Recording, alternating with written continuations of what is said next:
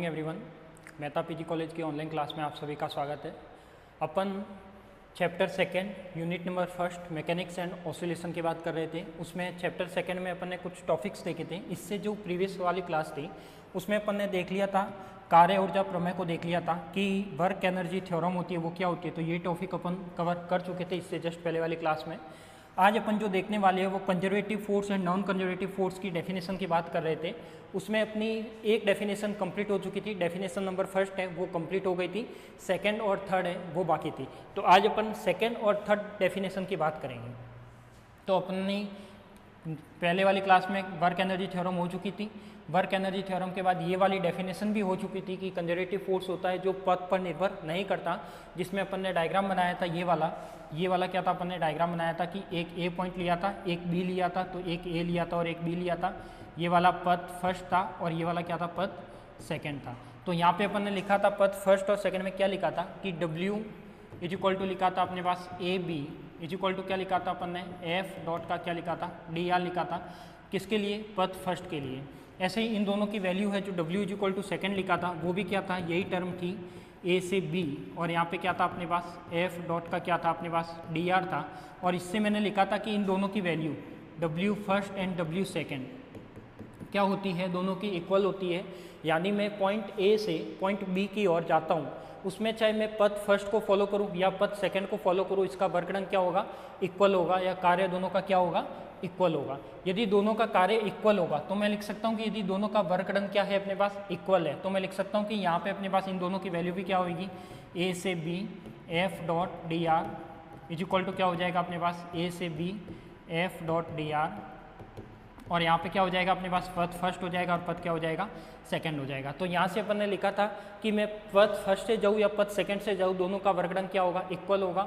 और यदि दोनों का वर्कडन इक्वल है तो इसका मतलब वो क्या होगा, कंजर्वेटिव फोर्स होगा। तो ये अपन ने जस्ट इससे पहले वाली क्लास में देख चुके थे। ये कौन सी डेफिनेशन थी, conservative force and non conservative force की फर्स्ट डेफिनेशन थी। अब यहाँ पे अपन ने बात की, लास्ट में लिखा है कि किसी बल के द्वारा एक कण को बिंदु ए से बी तक, एक कण के द्वारा बिंदु ए से बी तक विस्थापित करने में किया गया कार्य होता है वो दो पथ में क्या होता है, समान होता है। दोनों पथ में जो किया गया कार्य है वो क्या होगा, समान होगा। क्लियर। फिर अपन ने देखा था नॉन कंजर्वेटिव फोर्स या असंरक्षी बल की डेफिनेशन।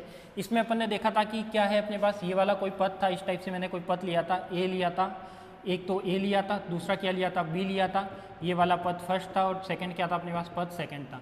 इसमें अपन ने ये लिया था कि जो W A निकाला था फर्स्ट के अकॉर्डिंग, तो वो निकाला था अपन ने ए बी, साथ में क्या लिखा था अपन ने एफ डॉट का क्या था, DR था।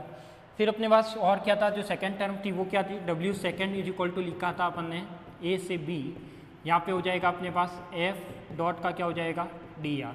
और यहाँ पे अपन ने लिखा था कि WAB, W पथ फर्स्ट W पथ सेकेंड, दोनों की वैल्यू क्या होती है, इक्वल नहीं होती, यानी दोनों का पथ क्या होता है, अलग अलग होता है। इसका मीनिंग था कि A से B पॉइंट पर जाता हूँ तो A से B पॉइंट पर जाने में किया गया कार्य अलग है, और यदि A से B सेकेंड पथ से जाता हूँ तो उसमें किया गया कार्य क्या है, अलग अलग है। यदि दोनों में कार्य क्या हो, अलग अलग हो, इसका मतलब वो कौन सा फोर्स होगा, कंजर्वेटिव फोर्स होगा, नॉन कंजर्वेटिव फोर्स होगा, असंरक्षी बल होगा।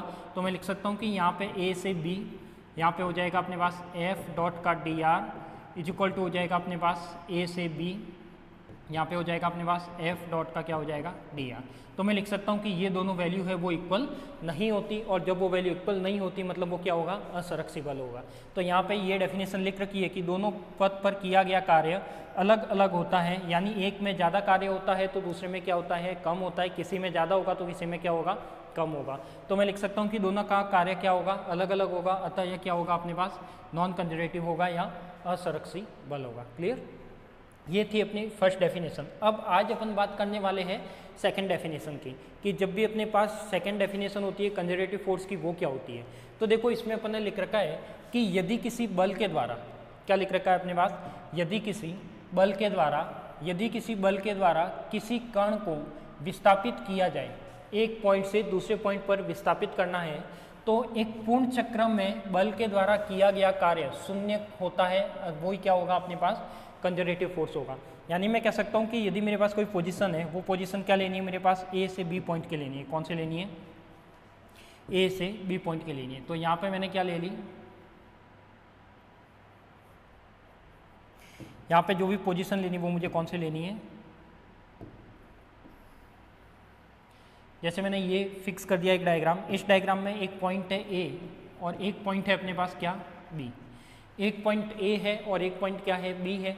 ये वाला मैं कह रहा हूँ कि ये वाला जो पाथ है वो फर्स्ट है, ये वाला क्या है अपने पास पाथ है वो सेकेंड है। क्लियर। अब यहाँ पे मैं कहता हूँ कि एक पाथ फर्स्ट होगा और एक पाथ क्या होगा, सेकेंड होगा। अब मैं लिख सकता हूँ यहाँ पे कि यदि कोई पूर्ण चक्र, देखो यहाँ पे क्या बोल रहा है, यदि किसी बल के द्वारा किसी कण को विस्थापित किया जाए, कण को विस्थापित करने का मतलब है ए से बी ले जाना है और बी से ए लाना है, तो विस्थापित किया जाए तो एक पूर्ण चक्र, इसमें जो इंपॉर्टेंट है वो है एक पूर्ण चक्र यानी कंप्लीट साइकिल की बात कर रहा है। यानी वो ए से बी जाएगा और बी से वापस कहाँ आएगा, ए में आएगा, यानी ए से बी और बी से ए में आएगा, तब वो क्या कहलाएगा, एक पूर्ण चक्र को पूरा करेगा। तो मैं लिख सकता हूँ कि यदि बल के द्वारा किसी कण को विस्थापित किया जाए तो एक पूर्ण चक्र में बल के द्वारा किया गया कार्य शून्य होता है। यही क्या होता है अपने पास, कंजर्वेटिव फोर्स होता है। तो यहाँ पे मैं लिख सकता हूँ if a particle is displaced by a force then the work done by the force in a complete circle is zero, यानी उसका वर्क डन टोटल कितना होना चाहिए, जीरो होना चाहिए। तो मैं लिख सकता हूँ कि इसका कंप्लीट वर्क डन जीरो करना है, इसका मतलब यहाँ पे क्या हो जाएगा अपने पास कि इसका जो भी वर्क डन होगा कहाँ होगा, ए से बी पॉइंट तक, तो वो क्या आ जाएगा अपने पास, वो आ जाएगा अपने पास W इज इक्वल टू ए से बी हो जाएगा, क्या हो जाएगा, ए से बी एफ डॉट का DR इज इक्वल टू क्या हो जाना चाहिए, जीरो। यदि कंप्लीट साइकिल के लिए मैं पार्टिकल को एक पॉइंट से दूसरे पॉइंट तक विस्थापित करता हूँ तो उसका वर्क डन कितना हो जाना चाहिए, जीरो हो जाना चाहिए। ये क्या होगा, यदि जीरो है तो वो कंजर्वेटिव फोर्स है, यदि जीरो नहीं है तो वो क्या है, नॉन कंजर्वेटिव फोर्स है। तो इसको मैं ऐसे लिख सकता हूँ, कैसे लिखूँ इसको, कि यदि मैं कहता हूँ कि WAB, जैसे मैंने कह दिया यहाँ पे कि A से B जाए और B से A में आए, क्या आ जाए अपने पास, A से B में जाए और B से A में आ जाए, तो मैं लिख सकता हूँ कि यहाँ पे क्या हो जाएगा, देखो यदि मैं टोटल वर्क डन लिखूँ तो WA से B क्या हो जाएगा, WA से B कौन से पद के अकॉर्डिंग, फर्स्ट पद के अकॉर्डिंग। सेकंड क्या हो जाएगा, इसमें ही क्या ऐड होगा अपने पास, WB से A और पद कौन सा, सेकंड, लिख सकता हूँ मैं, इज इक्वल टू क्या होगा, टोटल वर्क डन होगा W। तो मैं लिख सकता हूँ कि यदि WA से B जाए पथ फर्स्ट के अकॉर्डिंग और B से A जाए, यानी पहले तो मैं कहाँ गया, A से B में गया और B से कहाँ आया, वापस में A में आया। जब A से B में गया और B से A में आया तो मैं लिख सकता हूँ कि मेरे पास टोटल वर्क डन होगा वो कितना होगा, WAB first WBA is equal to पथ सेकेंड। तो मैं लिख सकता हूँ कि यहाँ पे WAB पथ फर्स्ट और WBA क्या हो जाएगा, सेकंड। और यदि मैं इन दोनों की वैल्यू की बात करूँ तो इन दोनों की वैल्यू क्या आएगी, यदि मैं कहता हूँ कि WAB में क्या आ जाएगा अपने पास, A से B, यहाँ पे हो जाएगा अपने पास F डॉट का DR किसके अकॉर्डिंग, फर्स्ट के अकॉर्डिंग, प्लस का हो जाएगा अपने पास क्या, सेकंड के अकॉर्डिंग होगा B से A, तो सेकंड के अकॉर्डिंग होगा B से A, और ये भी क्या हो जाएगा अपने पास F डॉट का क्या हो जाएगा, DR हो जाएगा, किसके अकॉर्डिंग, सेकंड के अकॉर्डिंग। अब यदि ये टोटल वर्क डन मुझे जीरो करना है, टोटल वर्क डन मुझे कितना करना है, जीरो करना है, तो यदि मैं A से B गया हूँ पथ फर्स्ट के अकॉर्डिंग, उसमें किया गया कार्य और B से A में जाने में किया गया कार्य यदि इक्वल आता है तब तो वो क्या होगा, जीरो के इक्वल हो जाएगा, क्योंकि एक की डायरेक्शन ये है तो दूसरे की ये हो जाएगी।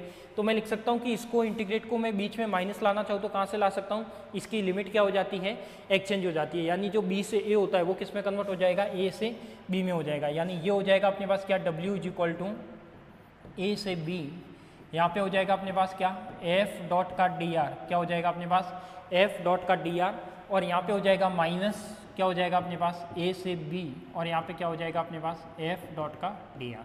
और मुझे पता है कि यदि दोनों में इन दोनों की वैल्यू समान है कि पथ फर्स्ट के अकॉर्डिंग और पथ के सेकंड के अकॉर्डिंग, तो यदि मैं कहता हूँ ये पथ फर्स्ट था और ये क्या था, सेकंड था, जब मैंने इसकी लिमिट को इंटरचेंज किया, जब मैंने क्या किया, इसकी लिमिट को इंटरचेंज किया, ए नीचे आ गई, बी ऊपर आ गई, यानी यहाँ पे क्या आ गया, माइनस आ गया। इसका मतलब मैं कह सकता हूँ कि यदि इन दोनों की वैल्यू क्या है, इक्वल है, तो W इज इक्वल टू क्या हो जाएगा, जीरो आ जाएगा, W इज इक्वल टू क्या आ जाएगा, जीरो आ जाएगा। तो यहाँ पे यही लिख रखा है कि यदि किसी बल के द्वारा किसी कण को विस्थापित किया जाए, किसी भी कण को विस्थापित करना है, तो एक पूर्ण चक्र में बल के द्वारा किया गया कार्य क्या होगा, शून्य होगा। तो एक पूर्ण चक्र की बात की अपन ने, A से B और B से A की, यदि दोनों पथ का कार्य बराबर होगा तो उसमें टोटल किया गया रिजल्टेंट वर्क कितना होगा, जीरो होगा। तो मैं लिख सकता हूँ कि ये फोर्स कौन सा होगा, संरक्षी बल होगा, कौन सा होगा, कंजर्वेटिव फोर्स होगा। तो मैं लिख सकता हूँ कि it is called a conservative force. तो यहाँ पे जो हिंदी में लिखा हुआ है वही चीज़ इंग्लिश में लिखी हुई है। तो ये क्या हो जाएगा अपने पास, कंजर्वेटिव फोर्स की सेकंड डेफिनेशन हो जाएगी। क्या हो जाएगा? कंजर्वेटिव फोर्स की सेकंड डेफिनेशन। अब अपन बात करते हैं असंरक्षी बल की। असंरक्षी बल क्या कहता है? यदि बल के द्वारा किसी कण को विस्थापित किया जाए तो एक पूर्ण चक्र में बल के द्वारा किया गया कार्य शून्य नहीं होता है। पहले वाले में क्या था? W = रिजल्टेंट 0 आ रहा था, बट ये कह रहा है कि ये 0 नहीं आएगा। तो यहाँ पे क्या कह रहा है? वो क्या होगा अपने पास? नॉन कंजर्वेटिव फोर्स होगा। तो यहाँ पे वही लिखा हुआ है कि if a particle is displaced by a force, यदि किसी पार्टिकल को किसी फोर्स के बेस पे डिस्प्लेसमेंट किया जाता है तो then the work done by the force in a complete circle is not zero, यानी कंप्लीट सर्कल होता है वो जीरो के इक्वल नहीं होता। तो मैं लिख सकता हूँ कि it is called a non conservative force. क्या होगा? It is called a non conservative force. तो मैं लिख सकता हूँ कि यहाँ पे if a particle is displaced by a force then the work done by the force is complete circle is not zero. तो मैं लिख सकता हूँ कि यहाँ पे क्या होगा? अपने पास डायग्राम तो वही लेना है जो था, डायग्राम अपन ने वही ले लिया, पोजीशन भी वही ले ली। एक क्या हो जाएगा अपने पास? ए हो जाएगा और एक क्या हो जाएगा अपने पास? बी हो जाएगा। अब इसमें क्या होगा अपने पास? इसमें भी यदि मैं टोटल फर्स्ट लिखता हूँ तो W = क्या हो जाएगा? W A से B प्लस का क्या हो जाएगा? W B से A। ये हो जाएगा पथ फर्स्ट के लिए और ये हो जाएगा पथ सेकंड के लिए। यदि मैं दोनों के लिए वैल्यू लिखता हूँ तो देखो W A B किसके इक्वल आएगा? मुझे पता है कि W आ जाएगा A से B, यहाँ पे क्या हो जाएगा अपने पास? F डॉट का क्या हो जाएगा? DR हो जाएगा। क्या हो जाएगा? F डॉट का DR। और जो सेकंड टर्म आएगी वो क्या आएगी? WBA, वो हो जाएगा अपने पास क्या? सेकंड पद के अकॉर्डिंग क्या हो जाएगा? B से A, और यहाँ पे हो जाएगा F डॉट का क्या हो जाएगा? DR हो जाएगा। यानी ये वाला तो क्या था? पद फर्स्ट था और ये वाला क्या था? पद सेकंड था।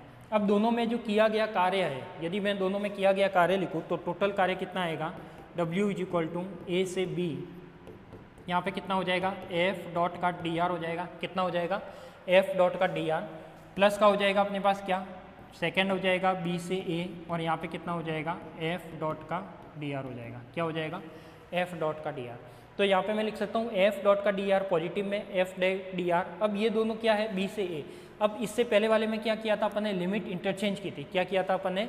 लिमिट को इंटरचेंज किया था। अब मैं कहता हूँ कि यदि मैं यहाँ पे लिमिट इंटरचेंज कर सकता हूँ क्या? तो देखो यहाँ पे अपने पास क्या है? B से A था, तो B से A मैंने लिख दिया F डॉट DR के लिए। अब यदि मैं इस टर्म को उधर भेजता हूँ, क्या करता हूँ? उस टर्म को उधर भेजता हूँ, यानी ये जीरो कब होता? ये जीरो कब होता? जब दोनों में किया गया कार्य क्या होता? इक्वल होता। अब यहाँ पे ये दोनों में किया गया कार्य इक्वल नहीं है, यानी मैं लिख सकता हूँ कि यहाँ पे क्या आएगा? A से B, यहाँ पे हो जाएगा अपने पास F डॉट DR, और ये वाली टर्म क्या हो जाएगी? माइनस का B से A, और यहाँ पे क्या बन जाएगा अपने पास? F डॉट का क्या बन जाएगा? DR बन जाएगा। तो मैं लिख सकता हूँ कि ये वाली टर्म है वो क्या बताती है अपने पास? दोनों का कार्य इक्वल नहीं होता, या फिर इसमें लिख सकता हूँ कि दोनों का किया गया कार्य है वो शून्य नहीं होता है। क्या गया कार्य? शून्य नहीं होता है, यानी W = क्या होगा? Not equal to zero. क्या होगा? W = not equal to zero. अब इस टर्म में तो जो इसके पीछे वाली कंजर्वेटिव थी उसमें मैं ऐसे भी लिख सकता हूँ, इन दोनों टर्म को यदि इक्वल कर दूँ तो मैं क्या कर दूँ? F डॉट DR A से B, और इक्वल टू मैं ऐसे भी लिख सकता हूँ B से A, और यहाँ पे क्या कर दूँ? F डॉट का क्या कर दूँ? DR कर दूँ। यानी दोनों की इक्वेशन क्या है? इक्वल है, यानी A से B में किया गया कार्य B से A में किए गए कार्य के इक्वल होगा। तो मैं लिख सकता हूँ कि ये क्या आएगा? रिजल्टेंट कार्य जीरो आएगा। तो ये तो क्या होगा? Conservative force. ऐसे ही अपन ने यदि W not equal to zero आता है तो वो क्या हो जाएगा? नॉन कंजर्वेटिव फोर्स हो जाएगा। वो क्या हो जाएगा? Non conservative force. क्लियर? ये क्या थी अपने पास? सेकंड डेफिनेशन थी किसकी? असंरक्षी बल की या नॉन कंजर्वेटिव फोर्स की। अब अपन बात करते हैं थर्ड डेफिनेशन की। थर्ड डेफिनेशन क्या कहती है? थर्ड डेफिनेशन ये कहती है कि यदि किसी बल के द्वारा कोई कण विस्थापित होता है, क्या कहती है थर्ड डेफिनेशन? कि यदि किसी बल के द्वारा कोई कण, देखो यदि किसी बल के द्वारा कोई कण विस्थापित होता है तो एक पूर्ण चक्र में गतिज ऊर्जा उतनी ही रहती है जितनी प्रारंभ में थी। यानी एक कंप्लीट साइकिल में प्रारंभिक गतिज ऊर्जा और अंतिम गतिज ऊर्जा की वैल्यू वो क्या बता रहा है? इक्वल बता रहा है। और मुझे पता है कि कार्य ऊर्जा प्रमेय क्या होती है? गतिज ऊर्जा में परिवर्तन होता है वो किए गए कार्य के बराबर होता है। ये अपन ने जस्ट इससे पहले वाली क्लास में पढ़ा था कार्य ऊर्जा प्रमेय में, वर्क एनर्जी थ्योरम में। तो यहाँ से मैं कह सकता हूँ कि उसका कार्य क्या होगा? शून्य होगा। तो वो क्या होगा अपने पास? कंजर्वेटिव फोर्स होगा। तो मैं लिख सकता हूँ a particle is displaced by a some force, यानी कि कुछ फोर्स के द्वारा किसी पार्टिकल को डिस्प्लेस किया जाता है। In a complete cycle the kinetic energy remains the same. दोनों की काइनेटिक एनर्जी क्या रहती है अपने पास, सेम रहती है। तो मैं कह सकता हूँ कि दोनों की काइनेटिक एनर्जी क्या रहेगी, यहाँ पे सेम रहेगी। तो लिख सकता हूँ कि the same it was the beginning hence it work is zero, it is called non conservative force. तो मैं लिख सकता हूँ कि यदि दोनों में किया गया कार्य जीरो के इक्वल है तब तो वो कंजर्वेटिव है, जीरो के इक्वल नहीं है तो वो कंजर्वेटिव नहीं है। तो ये क्या हो जाएगा अपने पास, इसको मैं लिख सकता हूँ क्या, प्रारंभिक गतिज ऊर्जा यानी W इज इक्वल टू क्या हो जाएगा, के एफ माइनस का क्या होता है अपने पास, के इनिशियल। क्या होता है अपने पास, के एफ इज इक्वल टू क्या होगा, के इनिशियल। अब ये कह रहा है कि एक पूर्ण चक्र में गतिज ऊर्जा उतनी ही रहती है जितनी प्रारंभ में थी। यानी यहाँ पे अपने पास एक केस बन गया कि के एफ इज इक्वल टू किसके इक्वल होगा, के आई के। क्या होगा अपने पास, के एफ इज इक्वल टू क्या होगा, के आई के इक्वल होगा। तो W इज इक्वल टू क्या हो जाएगा अपने पास, जीरो। क्या हो जाएगा, W is equal to zero. तो मुझे पता है कि प्रारंभिक गतिज ऊर्जा और अंतिम गतिज ऊर्जा यदि दोनों की वैल्यू बराबर रहती है तो इसमें किया गया कार्य कितना होगा, जीरो होगा। किया गया कार्य कितना होगा अपने पास, जीरो होगा। तो मैं लिख सकता हूँ कि यहाँ पे W इज इक्वल टू के एफ माइनस के आई कितना आएगा, जीरो आएगा। क्लियर। फिर अपन देखते हैं कि ये तो गया, यदि किया गया कार्य जीरो आता है मतलब वो क्या होगा अपने पास, कंजर्वेटिव फोर्स होगा। क्या होगा अपने पास, कंजर्वेटिव फोर्स होगा। ऐसे अपने पास नेक्स्ट की बात करें, नेक्स्ट है अपने पास नॉन कंजर्वेटिव फोर्स। तो ये क्या कहता है कि किसी बल के द्वारा किया गया कार्य कोई कण विस्थापित होता है तो एक पूर्ण चक्र में प्रारंभिक गतिज ऊर्जा और अंतिम गतिज ऊर्जा अलग अलग रहती है। पहले वाली में क्या था, दोनों की गतिज ऊर्जा थी, प्रारंभिक गतिज ऊर्जा और अंतिम गतिज ऊर्जा दोनों ही सेम थी, यानी के एफ इज इक्वल टू क्या था, के आई था। बट यहाँ पे क्या है, प्रारंभिक और अंतिम दोनों गतिज ऊर्जा में डिफरेंस है, सेम नहीं है। इसका मतलब मैं लिख सकता हूँ कि यहाँ पे क्या हो जाएगा अपने पास, W इज इक्वल टू के एफ माइनस का क्या होता है अपने पास, के आई होता है। और मुझे पता है कि के एफ है वो के आई के इक्वल नहीं है। क्या है अपने पास, के एफ है वो क्या है, के आई के इक्वल नहीं है। तो W इज इक्वल टू कितना हो जाएगा, जीरो हो जाएगा। W is equal to zero नहीं होगा, नॉट इक्वल टू जीरो। क्यों, के एफ और के आई बराबर होता तब तो W मुझे क्या मिल जाता, जीरो मिल जाता। अब यहाँ पे क्या आया, W not equal to zero, और W not equal to zero है तो यहाँ से मैं कह सकता हूँ कि W नॉट जीरो होने का मतलब है कि अपने पास किया गया कार्य क्या होगा, जीरो के इक्वल नहीं होगा। और जब भी वो जीरो के इक्वल नहीं होगा इसका मतलब वो क्या हो गया, उसका कार्य शून्य नहीं होता। तो वो किसको डिफाइन करता है, असंरक्षित बल को डिफाइन करता है। किसको डिफाइन करता है, नॉन कंजर्वेटिव फोर्स को डिफाइन करता है। तो a particle is displaced by a some force in a complete cycle, the initial kinetic energy and the final kinetic energy remains different। दोनों की काइनेटिक एनर्जी में कुछ ना कुछ डिफरेंस आ रहा है, तो hence it work is not is zero, it is called a non conservative force। तो मैं लिख सकता हूँ कि यहाँ पे क्या होगा, अपने पास किया गया कार्य जीरो के इक्वल है तो वो कंजर्वेटिव फोर्स है, संरक्षी बल है। किया गया कार्य जीरो के इक्वल नहीं है तो वो क्या होगा, नॉन कंजर्वेटिव फोर्स होगा। तो ये अपन ने क्या देखी, इसकी डेफिनेशन देखी। तो अपन ने टोटल कितनी डेफिनेशन देखी, 3 डेफिनेशन देखी। अब इन तीनों डेफिनेशन को मैं देखता हूँ कि तीनों डेफिनेशन को यदि मैं कंपेयर करके बताता हूँ, यदि मैं तीनों डेफिनेशन को एक साथ कंपेयर करता हूँ तो देखो क्या आएगा।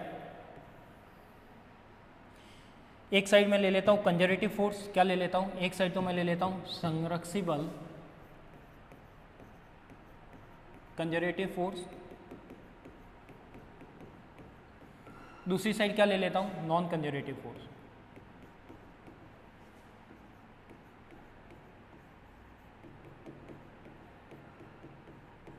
दूसरी साइड क्या ले लेता हूँ, नॉन कंजर्वेटिव फोर्स। तो एक साइड तो संरक्षी बल हो जाएगा, एक साइड क्या होगा अपने पास, असंरक्षी बल हो जाएगा। अब मैं कहता हूँ कि कंजर्वेटिव फोर्स की फर्स्ट डेफिनेशन क्या कहती है कि किया गया कार्य यानी पथ पर निर्भर नहीं करता है। यानी कोई पार्टिकल ए से बी तक जाता है, यदि कोई पार्टिकल ए से बी तक जाता है तो उसका जो किया गया कार्य है वो पथ पर निर्भर नहीं करता है। यानी डब्ल्यू ए बी पथ फर्स्ट से जाए या डब्ल्यू ए बी पथ सेकंड से जाए, दोनों का रिजल्ट क्या होगा, इक्वल होगा। तो मैं लिख सकता हूँ कि संरक्षी बल में क्या होगा कि यदि किया गया कार्य पथ पर निर्भर नहीं करता, पथ पर निर्भर नहीं करता,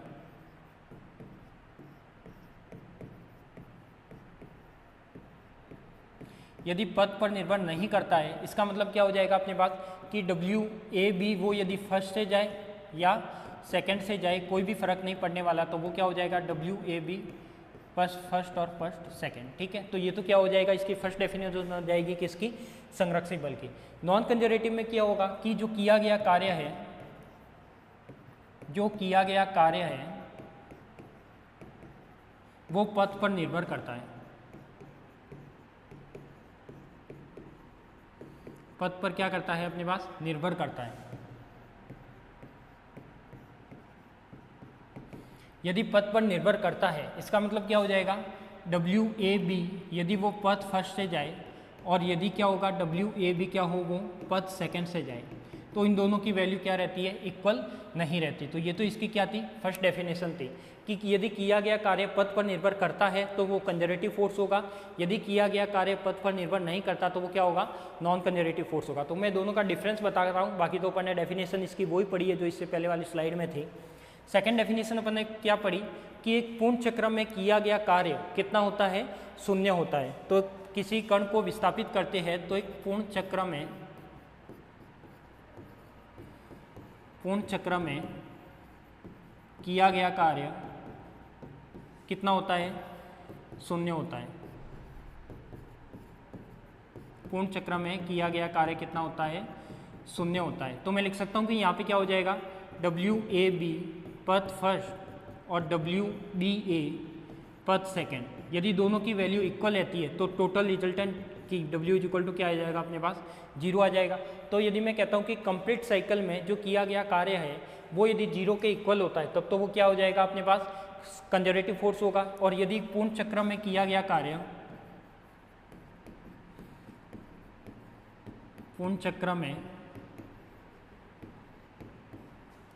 कार्य शून्य के बराबर नहीं होता,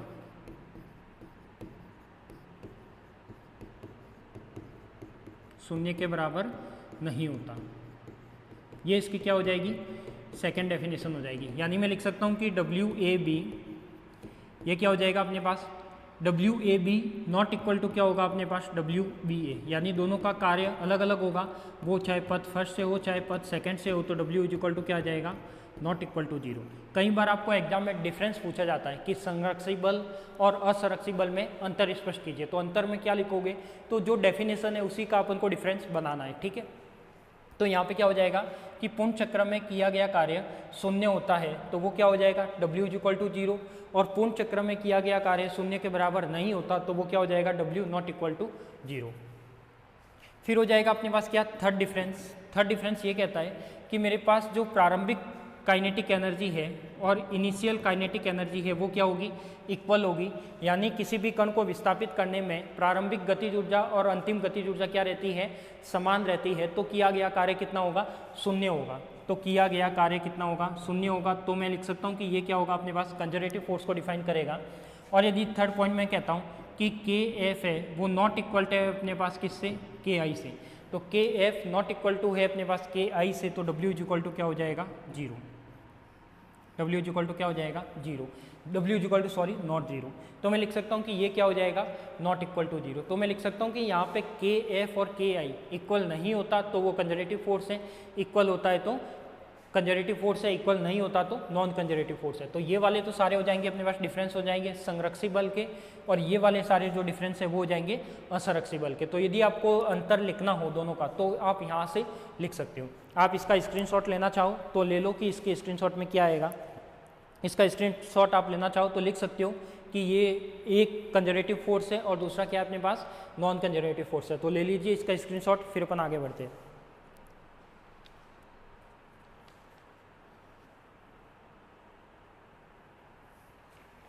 ले लिया होगा।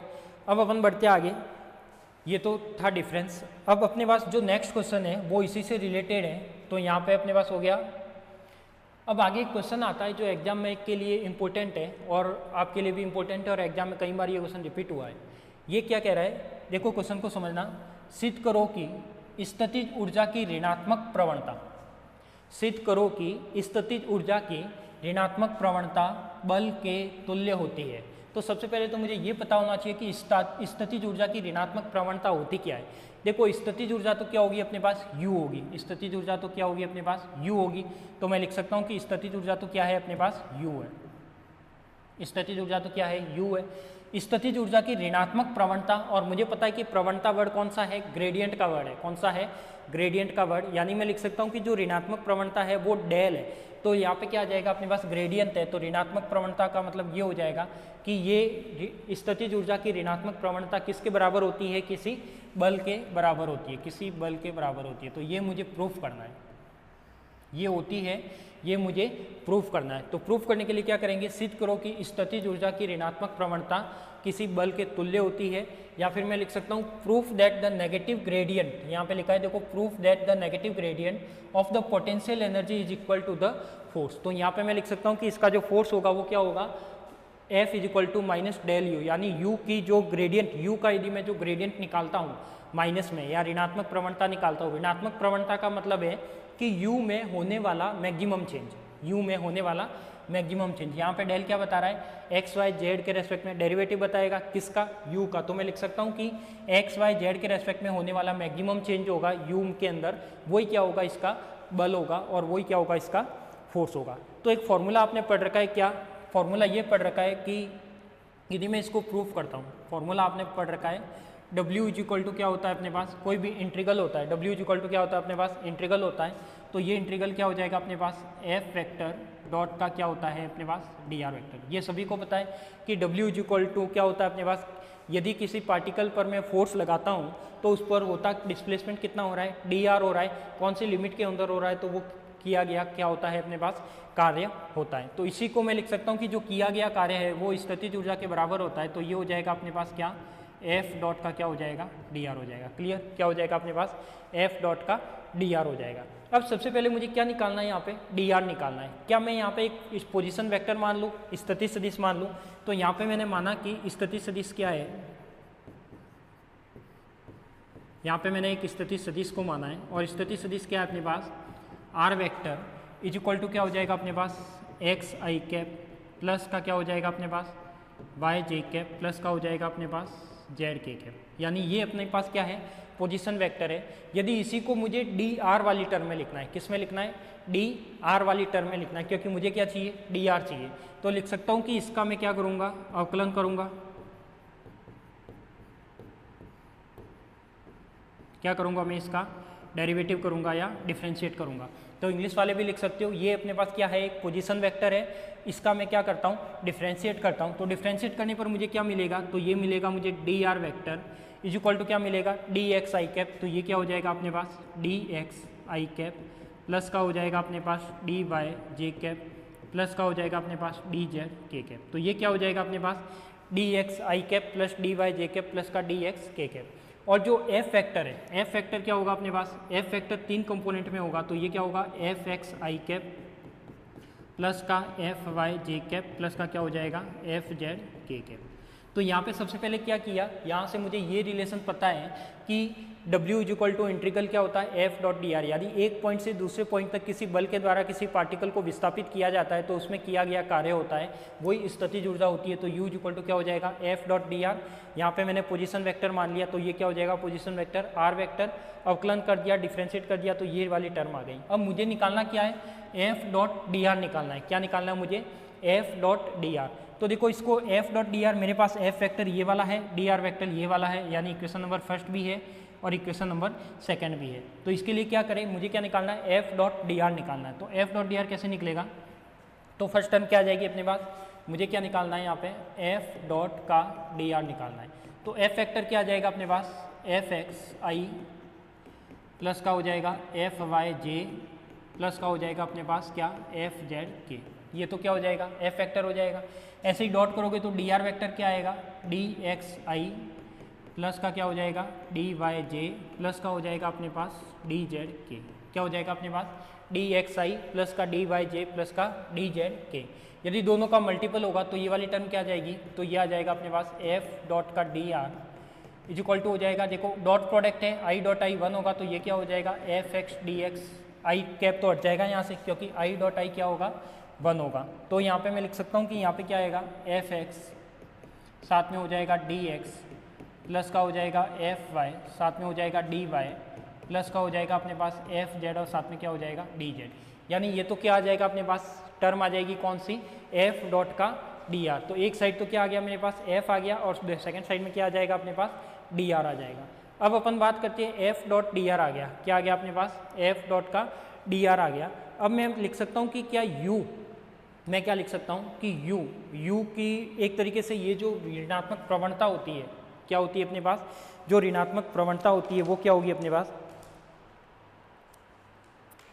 ऋणात्मक प्रवणता होगी। तो वो ऋणात्मक प्रवणता क्या होती है अपने पास, u इज इक्वल टू, यदि मैं इसको सॉल्व करता हूँ तो ये टर्म आनी चाहिए माइनस का एफ डॉट का डी आर, क्या आना चाहिए अपने पास, u इज इक्वल टू क्या आना चाहिए, माइनस का एफ डॉट का डी आर, या फिर इसको इंटीग्रल फॉर्म में लिखते हो, क्या करते हो आप इंटीग्रल फॉर्म में भी लिख सकते हो। तो यदि मैं इसको इंटीग्रल फॉर्म में लिखता हूँ तो ये क्या हो जाएगा अपने पास, u is equal to minus का एफ डॉट का क्या हो जाएगा अपने पास, डी आर हो जाएगा। जिसको मैं अवकलन करने के बाद लिखूँ, अवकलन करने पर इसी का मैं जो डिफरेंस इंटीग्रल वाली टर्म थी उसका अवकलन करता हूँ तो ये क्या हो जाएगा अपने पास, अवकलन करेंगे तो क्या हो जाएगा, डी यू हो जाएगा। तो इसको मैं लिख सकता हूँ कि d u is equal to क्या हो जाएगा अपने पास, ये माइनस टर्म आएगी और यहाँ पे क्या आ जाएगा अपने पास एफ डॉट डी आर, यानी ये क्या आ जाएगा अपने पास एफ डॉट का डी आर, क्या आ जाएगा अपने पास एफ डॉट का डी आर आ जाएगा। तो ये वाली टर्म आप यहाँ भी ध्यान रखना कि यहाँ पे अपन ने जो लिखी है, देखो ये वाली term W is equal to minus का F dot d r, W is equal to क्या होता है माइनस का एफ डॉट डी आर, या U is equal to minus का एफ डॉट डी आर होता है, ये चीज़ ध्यान रखना। जैसे F is equal to minus del U होता है, F इज इक्वल टू क्या होता है माइनस डेल यू, तो वैसे ही क्या होता है E is equal to minus del v होता है, दोनों रिलेशन आपने पढ़ रखे हैं। तो यहाँ पे क्या हो जाएगा, दोनों की वैल्यू रख लो, तो d u is equal to क्या हो जाएगा, माइनस तो ऐसे का ऐसे, एफ फैक्टर है, क्या है अपने पास एफ फैक्टर है, तो ये वाला एफ फैक्टर किसके इक्वल हो जाएगा, तो मैं लिख सकता हूँ कि यहाँ पे जो एफ फैक्टर है वो हो जाएगा अपने पास एफ डॉट डी आर की वैल्यू लिख रखी है अपन ने, तो एफ डॉट डी आर में डायरेक्टली लिख सकता हूँ कि एफ डॉट डी आर क्या जाएगा अपने पास F x d x plus का हो जाएगा अपने पास F y d y plus का हो जाएगा अपने पास एफ जेड और डी जेड, ये वाली टर्म हो जाएगी। अब मुझे पता है कि यहाँ पे ये तो क्या आ गया अपने पास डी यू आ गया। अब मुझे कोई एक फंक्शन मानना है, मुझे क्या मानना है, कोई एक फंक्शन मानना है, तो माना कि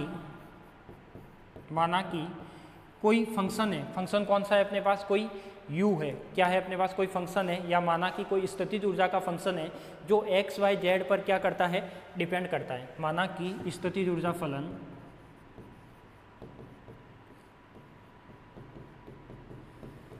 स्थितिज ऊर्जा फलन क्या हो जाएगा अपने पास u इज इक्वल टू, तो स्थितिज ऊर्जा का फलन है वो क्या हो जाएगा अपने पास u is equal to f और यहाँ पे हो जाएगा x y और z, क्या हो जाएगा u is equal to f x y z, यानी कोई स्थितिज ऊर्जा का फंक्शन है जो किस पर डिपेंड कर रहा है, कार्तीय निर्देशांक पर निर्भर करता है, एक्स वाई जेड पर डिपेंड करता है।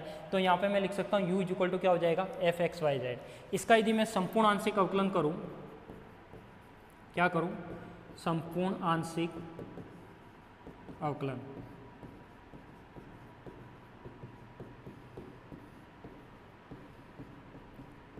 यदि मैं इसका संपूर्ण आंशिक अवकलन करता हूँ तो क्या टर्म आएगी, तो देखो संपूर्ण आंशिक अवकलन यानी क्या हो जाएगा डेल यू अपॉन में डेल एक्स और साथ में क्या आ जाएगा डी एक्स। तो मैं लिख सकता हूँ कि यहाँ पे क्या आ जाएगी अपने पास term del U, d U आ जाएगा इधर तो, और इधर हो जाएगा अपने पास क्या डेल यू अपॉन में डेल एक्स और साथ में क्या हो जाएगा डी एक्स। ऐसे हो जाएगा डेल यू अपॉन में डेल वाई और साथ में क्या हो जाएगा डी वाई।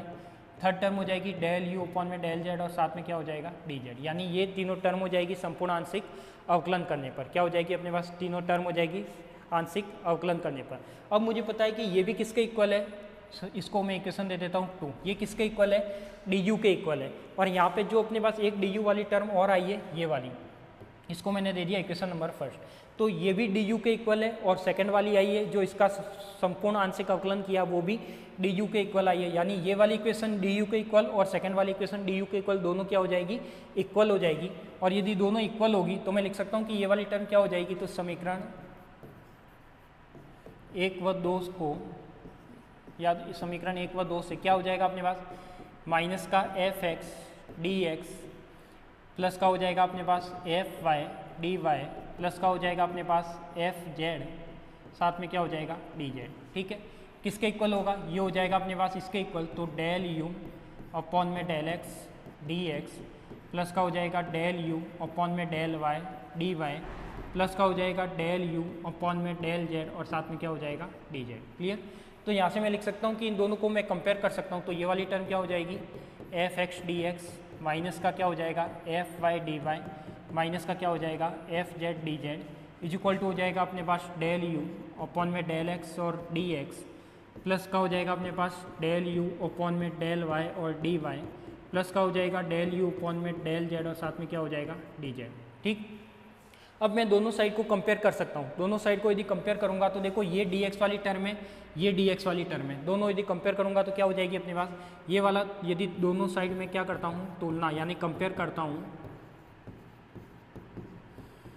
दोनों साइड को यदि मैं कंपेयर करूँगा तो ये क्या आ जाएगा माइनस का एफ एक्स किसके इक्वल होगा डेल यू अपॉन में डेल एक्स के।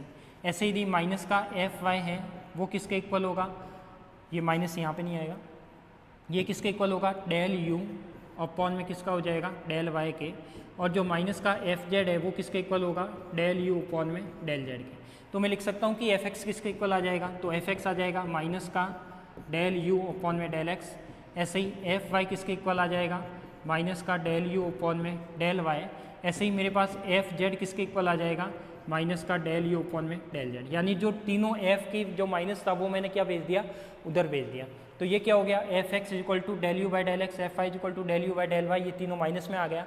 अब मुझे पता है कि जो एफ फैक्टर था वो क्या था एफ एक्स आई प्लस एफ वाई जे प्लस का एफ जेड के। तो यहाँ से मैं एफ एक्स आई की वैल्यू यहाँ से रखूँगा, एफ वाई की वैल्यू यहाँ से और एफ जेड की वैल्यू यहाँ से। तो अपने पास जो भी एफ फैक्टर था वो कितना था, ये मुझे पता है कि f factor is equal to कितना था f x i cap plus का कितना था f y j cap plus का कितना था एफ जेड के कैप।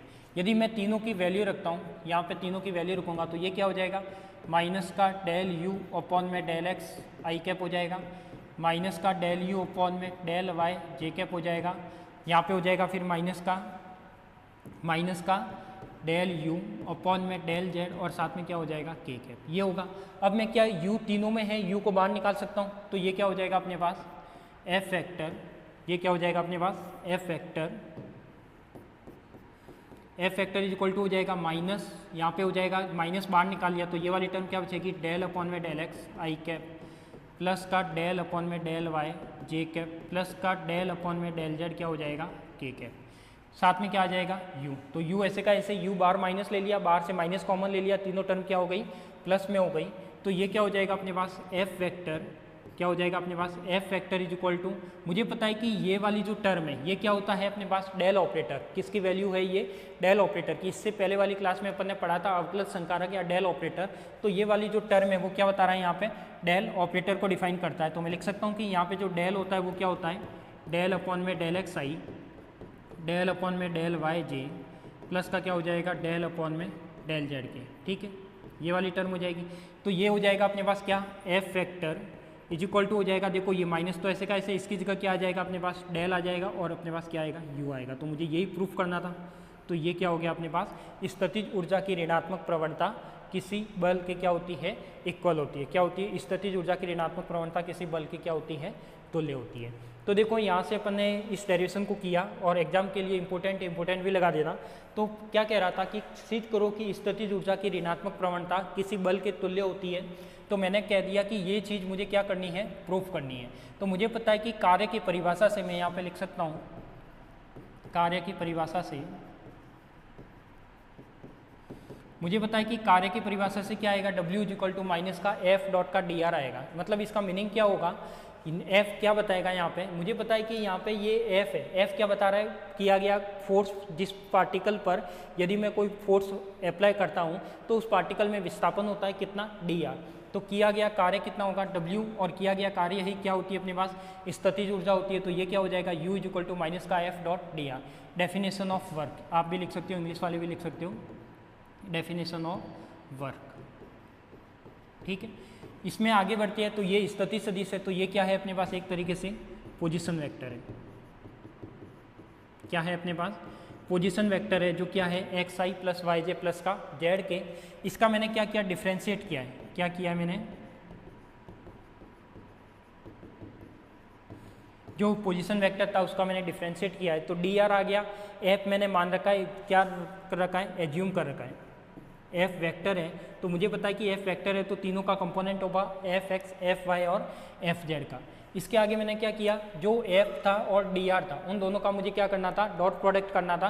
तो मैंने क्या किया यहाँ पे एफ डॉट डी आर था तो ये पहले एफ की वैल्यू रख दी और पास में किसकी रख दी डी आर की रख दी। दोनों का डॉट प्रोडक्ट किया तो अपने पास वैल्यू क्या आई f x d x f y d y plus का एफ जेड डी जेड आ गया। फिर अपने पास जो पोटेंशियल था या स्थितिज ऊर्जा थी, डेफिनेशन क्या कहती है स्थितिज ऊर्जा की, U is equal to minus का एफ डॉट डी आर। यदि मैं इसका डिफ्रेंशिएट करता हूँ, इस इंटीग्रल का क्या करता हूँ, डिफ्रेंशिएट करता हूँ, यदि मैं इसका डिफ्रेंशिएट करता हूँ तो डिफ्रेंशिएट करने पर क्या आ जाएगा, u का क्या हो जाएगा, du हो जाएगा। अवकलन करूंगा, यदि समाकलन है, इंटीग्रल का डिफ्रेंशिएट करूंगा तो इंटीग्रल साइन हट जाएगा, तो यहाँ पे क्या हो जाएगा, ये इंटीग्रल साइन हट जाएगा, तो और ये क्या आ जाएगा, माइनस का एफ डॉट डी आर आ जाएगा। एफ डॉट डी आर की वैल्यू थी, आगे माइनस था, माइनस लगा लिया, एफ डॉट डी आर की वैल्यू रख दी। अब मैंने एक फंक्शन एज्यूम किया है, क्या है अपने पास, function of potential energy, function of potential energy या स्थितिज ऊर्जा का फंक्शन है। तो मैं लिख सकता हूँ कि जो स्थितिज ऊर्जा है वो कार्टेशियन कोऑर्डिनेट पर डिपेंड करती है, यानी u है वो किस पर डिपेंड करेगा, x y z पर। इसका मैंने संपूर्ण आंशिक अवकलन लिखा है, यानी क्या लिखा है मैंने, कंप्लीट पार्शियल डेरिवेटिव।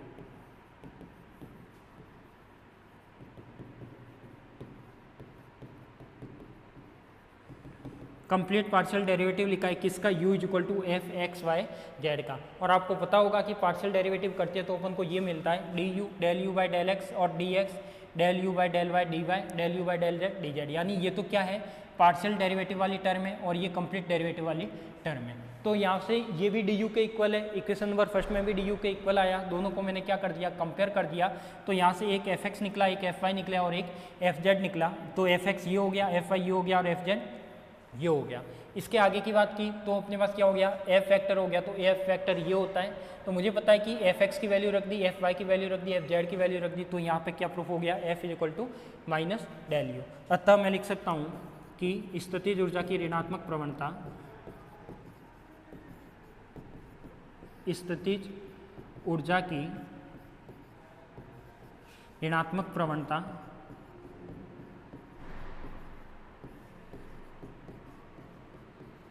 ऋणात्मक प्रवणता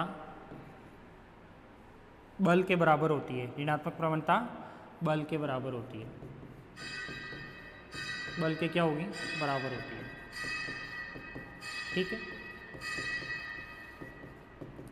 ये हो जाएगा। तो ये क्या प्रूफ हो गया, f is equal to minus del u. अब एक क्वेश्चन आपका होमवर्क के लिए है सेम, सिद्ध करो कि विभव की प्रवणता, ऋणात्मक प्रवणता विद्युत क्षेत्र के तुल्य होती है, यानी इसमें प्रूफ करना है ई इज इक्वल टू क्या, माइनस का डेल वी। तो ये आपका एक होमवर्क है, यदि एक बार ट्राई करना हो जाए तो ठीक है, नहीं तो अपन इसको नेक्स्ट वाली क्लास में इसको सॉल्व करेंगे। तो ये क्या हो जाएगा अपने पास, सिद्ध करो कि विभव की ऋणात्मक प्रवणता विद्युत क्षेत्र के तुल्य होती है। तो ये क्वेश्चन आप नोट डाउन कर लो और ये आपका क्या होगा, होमवर्क होगा। तो आज के लिए तो इतना ही। तो अपन चैप्टर नंबर 2 में बहुत सारी वर्क एनर्जी थ्योरम है, वर्क एनर्जी वर्क कार्य ऊर्जा प्रमेय है, इसके साथ संरक्षी बल असंरक्षी बल में क्या डिफरेंस होता है, कैसे डिफाइन की जाती है। आज वाली क्लास में अपन ने सारी डेफिनेशन देखी। फिर अपन ने देखा कि एफ इज इक्वल टू क्या प्रूफ करना है, माइनस का डेल यू और E is equal to minus का डेल वी। ठीक है, तो आज के लिए तो इतना ही, मिलते हैं अपन नेक्स्ट क्लास में।